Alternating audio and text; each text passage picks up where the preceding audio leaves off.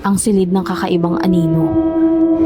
Sa isang maliit na bayan sa tabing dagat, may isang lumang bahay na tinatawag na bahay ni Mang Tano. Isa itong abandonadong bahay na natatakpan ng makapal na baging at puno ng pangit na kwento.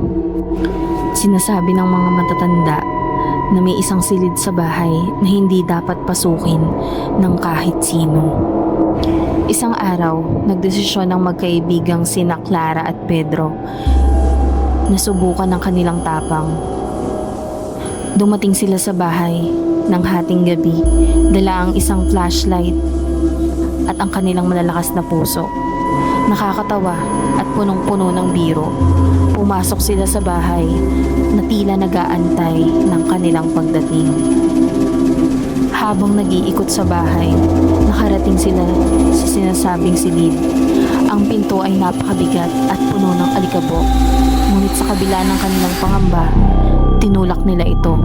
Sa loob, natagpuan nila ang isang lumang kama na may kalat-kalat na mga lumang damit na agad-agad napansin ni Clara ang isang anino sa sulok ng silid.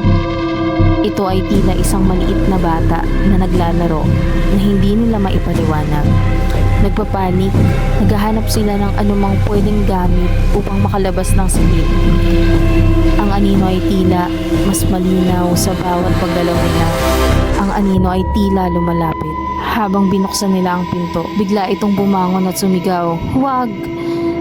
Nagulat sila at lumingon. Ang anino ay tila may hawak na isang lumang laruan. Isang laroang teddy bear.